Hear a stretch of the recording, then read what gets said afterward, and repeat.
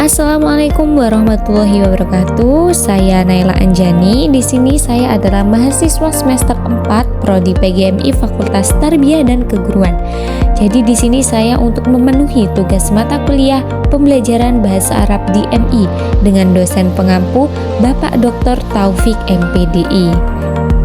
Jadi teman-teman, di sini saya akan menjelaskan sedikit tentang metodologi pembelajaran bahasa Arab bagi siswa MI sebagai pembelajaran pemula. Dari banyaknya metode-metode dalam pembelajaran bahasa Arab, di sini saya akan menjelaskan sedikit tentang metode pembelajaran bahasa Arab langsung dan komunikatif. Baik, yang pertama yaitu definisi dari metode langsung. Metode langsung adalah metode yang pengajaran bahasa menghindari penggunaan bahasa ibu dan langsung mengajarkan bahasa target yaitu bahasa Arab melalui percakapan dan konteks nyata. Contohnya yaitu siswa diajak untuk berbicara langsung dalam bahasa Arab tanpa menggunakan bahasa Indonesia atau bahasa lain sebagai bahasa pengantar. Metode langsung, cara mengajarnya itu bahasa yang benar-benar fokus pada bahasa target, yaitu bahasa Arab. Dalam hal ini, bahasa Arab tanpa campur tangan bahasa ibu seperti bahasa Indonesia. Jadi, sejak awal siswa diajak untuk langsung mendengar, berbicara, dan berpikir dalam bahasa Arab tanpa menerjemahkan dulu ke bahasa yang mereka sudah tahu. Jadi, misalnya kalau guru ingin mengajarkan kata baitun yang berarti rumah, mereka tidak akan bilang baitun artinya rumah, tetapi sebaliknya mereka mungkin menunjukkan gambar rumah, menunjukkan ke rumah di sekitarnya, atau menggunakan gerakan tubuh sambil mengucapkan hada baitun yang artinya ini rumah. Dengan begitu, siswa belajar bahasa Arab secara alami mirip seperti anak kecil yang belajar bahasa pertamanya dengan mendengar, meniru, dan memahami dari konteks, bukan dari terjemahan. Seperti itu. Tujuan dari metode langsung yaitu yang pertama meningkatkan kemampuan berbicara. Contohnya siswa diminta berbicara tentang kegiatan sehari-hari mereka dalam bahasa Arab seperti apa yang kamu lakukan hari ini, seperti itu. Jadi yang kedua, pemahaman kosakata. Contohnya menggunakan gambar untuk memperkenalkan kata benda. Contohnya maktabun yang artinya meja dan kolamun yang artinya pulpen. Dan langsung menggunakan dalam kalimat. Jadi memahami kosakata baru, siswa diperkenalkan dengan melalui gambar yang disajikan. Yang ketiga, meningkatkan kemampuan. Contohnya mendengar percakapan sederhana dalam bahasa Arab, seperti itu. Jadi melatih kemampuan mendengar, siswa mendengar percakapan sederhana dalam bahasa Arab. Yang keempat yaitu menggunakan bahasa yang otentik. Jadi menggunakan bahasa secara alami. Siswa diajak untuk menggunakan bahasa Arab dalam konteks yang nyata, seperti berbicara tentang cuaca. Contohnya, mereka bisa mengatakan hari ini cuaca sangat cerah, seperti itu. Dengan metode ini, siswa tidak hanya menghafal, tetapi juga menggunakannya secara aktif dalam kehidupan sehari-hari. Yang pertama yaitu belajar melalui dialog dan percakapan.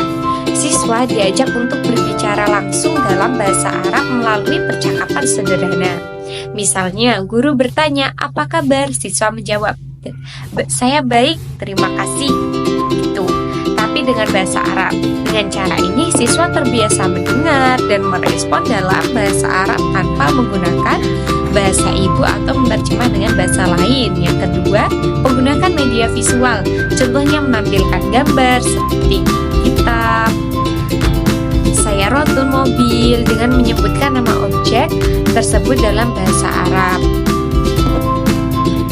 Misalnya, guru menunjukkan gambar seperti tadi yang saya omongkan, buku. Terus menunjukkan, lalu siswa disuruh menjawab, "Hadza kitabun," ini buku. Seperti itu. Metode ini membantu siswa mengingat kosakata dengan lebih cepat. Tapi ingat ya, jangan menggunakan bahasa ibu. Yang ketiga yaitu latihan praktik. Siswa dilatih untuk menyusun kalimat dalam bahasa Arab. Jadi, seperti ana adrusu al-lughatul arabiyyah, saya belajar bahasa Arab. Jadi latihan praktik ini siswa itu disuruh untuk menyusun kalimatnya sendiri sebisanya mungkin ya. Seperti itu.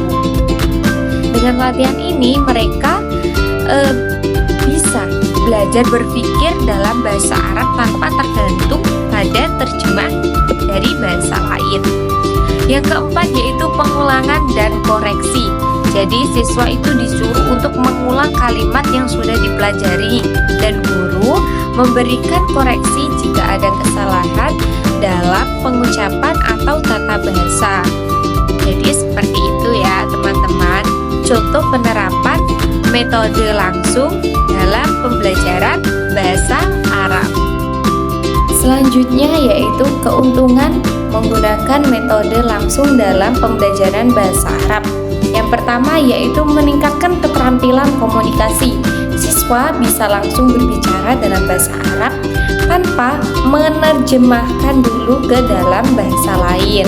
Contohnya, itu seperti siswa dapat langsung berbicara dalam bahasa Arab tentang topik yang mereka pilih. Seperti itu. Jadi, yang kedua, menumbuhkan kepercayaan diri. Itu dengan sering berlatih berbicara, siswa menjadi lebih percaya diri dalam menggunakan bahasa Arab. Jadi semakin lama berlatih akan meningkatkan kepercayaan diri dalam dirinya. Jadi itu semua tergantung waktu ya. Yang ketiga yaitu peningkatan penguasaan kosakata. Siswa lebih cepat mengingat kosakata atau kata-kata baru karena langsung menggunakannya dalam konteks yang nyata. Contohnya, yaitu siswa mengingat kata-kata baru melalui penggunaan dalam kalimat yang nyata.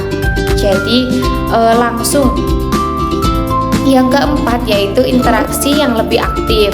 Contoh, siswa aktif terlibat dalam percakapan berkelompok dengan teman sekelasnya, seperti bermain peran, seperti itu. Jadi semakin dia itu dilatih tanpa menggunakan terjemah dan lain-lain, itu akan semakin mempercepat proses dia untuk bisa berbahasa Arab. Jadi semua itu juga tergantung waktu.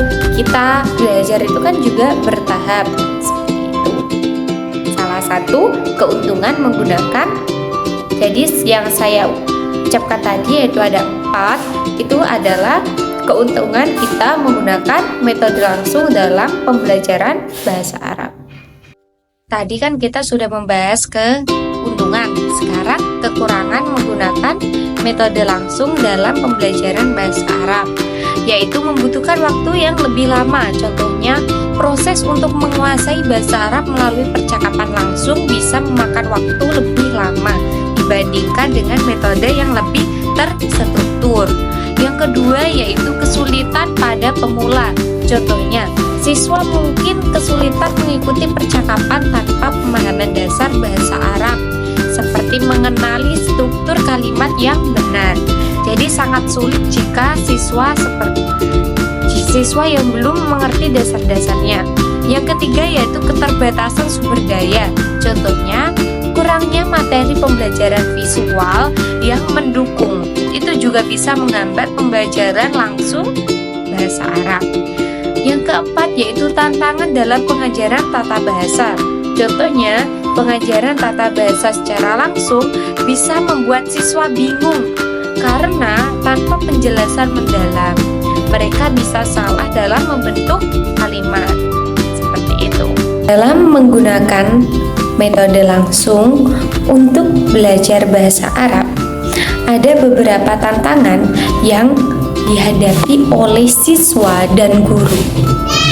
Ya, ini adalah beberapa tantangan yang dihadapi siswa dan guru dalam proses pembelajaran bahasa Arab menggunakan metode langsung. Yang pertama yaitu perbedaan latar belakang siswa. Setiap siswa memiliki pengalaman dan pemahaman yang berbeda tentang bahasa Arab. Jadi ada siswa itu yang pemahamannya itu cepat,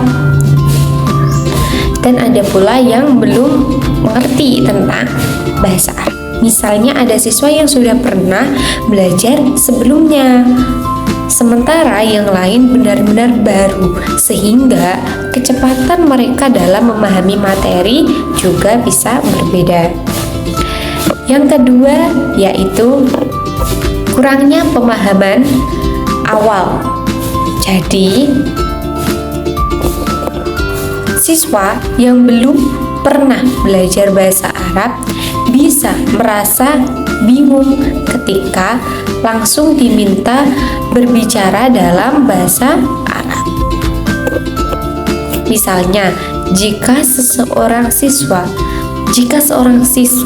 belum tahu struktur dasar kalimat dalam bahasa Arab, mereka bisa kesulitan menjawab pertanyaan yang diberikan guru walaupun pertanyaan itu sederhana.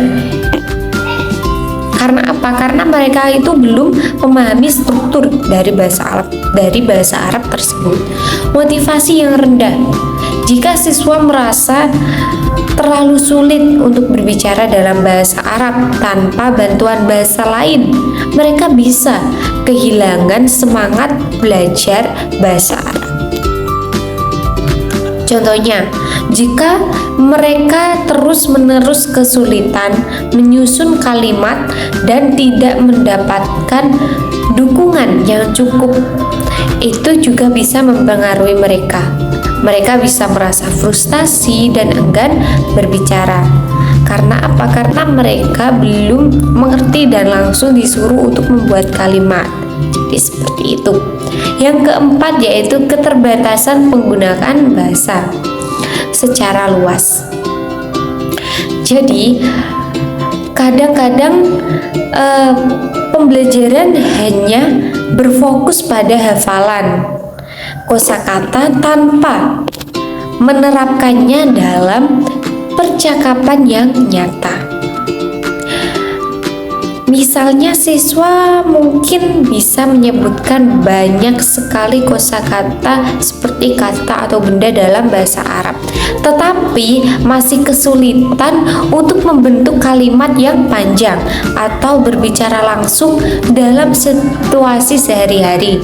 Jadi dia itu sangat kesulitan karena dia itu baru bisa kosakatanya tapi belum bisa merangkai kalimatnya, apalagi berbicara dalam bahasa sehari-hari.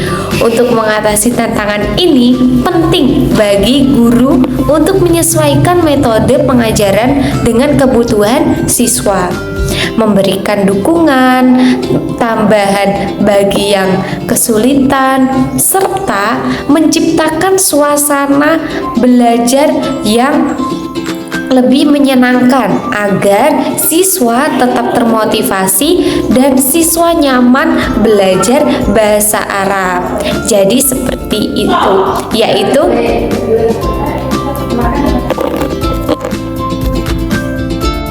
selanjutnya yaitu metode komunikatif. Pengertian dari metode komunikatif adalah dalam belajar bahasa Arab itu seperti cara alami kita belajar bahasa dengan banyak berbicara dan berinteraksi langsung. Jadi daripada hanya menghafal aturan tata bahasa, kosakata, langsung praktik berbicara dalam situasi yang nyata. Misalnya, kalau kita belajar bahasa Arab, contohnya itu menanyakan seperti arah dalam bahasa Arab. Kita tidak hanya menghafal kalimatnya, tetapi juga mencoba berbicara dengan teman, seolah-olah sedang bertanya di jalan ya, contohnya di pasar atau di jalan. Kita itu pura-pura menjadi penjual dan pembeli, lalu kita bercakap-cakap dalam bahasa Arab. Intinya, belajar bahasa Arab itu bukan sekedar teori, tapi langsung digunakan dalam percakapan sehari-hari. Tujuan metode komunikatif yang pertama, meningkatkan kemampuan komunikasi. Contoh, siswa dapat berbicara dalam bahasa Arab tentang topik sehari-hari. Yang kedua, mengembangkan keterampilan mendengar dan berbicara. Siswa mendengar percakapan dalam bahasa Arab, kemudian berlatih merespon dengan kalimat yang tepat. Yang ketiga, menggunakan bahasa Arab dalam konteks. Contoh, siswa melakukan percakapan dengan bermain peran. Yang keempat, meningkatkan kepercayaan diri dalam berkomunikasi. Percakapan lebih sering, siswa menjadi lebih percaya diri untuk berbicara dalam bahasa Arab. Jadi yang saya sampaikan tadi adalah tujuan menggunakan metode komunikatif dalam pembelajaran bahasa Arab bagi pemula. Penerapan metode komunikatif. Penerapan metode komunikatif yang pertama yaitu latihan percakapan sehari-hari. Contohnya, siswa melakukan percakapan tentang kegiatan sehari-hari mereka. Contohnya seperti Aina, entah, gimana kamu, seperti itu. Yang kedua yaitu role play, bermain peran. Contohnya, siswa itu bermain peran sebagai penjual dan pembeli, seperti itu. Terus yang ketiga yaitu menggunakan diskusi kelompok. Jadi guru meminta siswa untuk berdiskusi dalam kelompok kecil tentang topik. Jadi guru itu memberikan topik, misalnya topiknya itu tentang atau pasar, liburan gitu. Terus siswa itu menceritakan tentang topik tersebut, diskusi dengan kelompoknya. Yang keempat yaitu simulasi situasi nyata. Contohnya, siswa mempraktekkan percakapan yang terjadi di contohnya misal di bandara atau di sekolah, seperti itu. Keuntungan menggunakan metode komunikatif yang pertama yaitu meningkatkan keterampilan berbicara dan mendengar. Contohnya, siswa dapat berlatih berbicara langsung dalam bahasa Arab tanpa rasa cemas. Itu. Terus yang kedua yaitu menggunakan bahasa dalam konteks yang nyata. Siswa berlatih berbicara dalam situasi kehidupannya nyata seperti di restoran atau di toko atau di sekolahan. Yang ketiga yaitu meningkatkan interaksi sosial sesama teman. Yang keempat, meningkatkan kepercayaan diri. Jadi yang ketiga tadi kan meningkatkan interaksi sosial. Jadi itu dengan temannya itu akan semakin akrab gitu, dan meningkatkan dalam percakapannya bahasa Arab. Terus yang terakhir tadi kan meningkatkan kepercayaan diri. Jadi akan lebih percaya diri dengan kemampuan bahasa Arab yang dimilikinya. Jadi tadi kan membahas tentang keuntungannya. Jadi sekarang kekurangan menggunakan metode komunikatif. Yang pertama yaitu membutuhkan waktu yang lebih lama untuk menguasai tata bahasa. Contohnya, siswa dapat belajar berbicara lebih cepat, namun pemahaman tata bahasanya dapat tertinggal, sehingga kalimat mereka mungkin tidak selalu tepat dari sisi tata bahasa. Yang kedua yaitu kesulitan dalam pengajaran kosakata baru. Contohnya, kadang siswa itu kesulitan mengingat kosakata baru karena tidak ada penjelasan langsung tentang kata dalam bahasa pengantarnya tersebut. Yang ketiga yaitu tingkat keterampilan yang berbeda. Contohnya, dalam kelas dengan keterampilan yang beragam, beberapa siswa lebih cepat memahami, sementara yang lain kesulitan mengikuti. Karena mungkin yang cepat memahami itu karena dia itu sudah belajar bahasa Arab gitu dulu. Membutuhkan sumber daya dan waktu yang cukup. Yang keempat, jadi contoh untuk melakukan simulasi dan permainan peran yang efektif membutuhkan lebih banyak waktu dan alat bantu seperti media visual atau audio. Jadi kita tuh harus menyediakan media visual dan video untuk anak-anak itu tertarik dengan pembelajaran bahasa Arab yang kita ajarkan. Selanjutnya yaitu tantangan menggunakan metode komunikatif. Yang pertama yaitu perbedaan latar belakang siswa. Contoh, siswa dengan kemampuan dasar yang lebih rendah bisa merasa kesulitan mengikuti percakapan dalam bahasa Arab yang menggunakan kosakata yang lebih kompleks. Yang kedua yaitu keterbatasan sumber daya. Contohnya yaitu seperti kekurangan media pembelajarannya seperti audio atau visual yang mendukung bisa membatasi efektivitas percakapan yang dilakukan. Yang ketiga yaitu motivasi yang tidak merata. Contohnya, beberapa siswa mungkin tidak termotivasi untuk berbicara dalam bahasa Arab jika mereka merasa tidak cukup menguasai bahasa tersebut. Selanjutnya yaitu yang keempat, yaitu kesulitan mengatasi ketergantungan pada bahasa pengantar. Jadi seperti bahasa pengantar itu seperti bahasa penerjemah ya, seperti itu.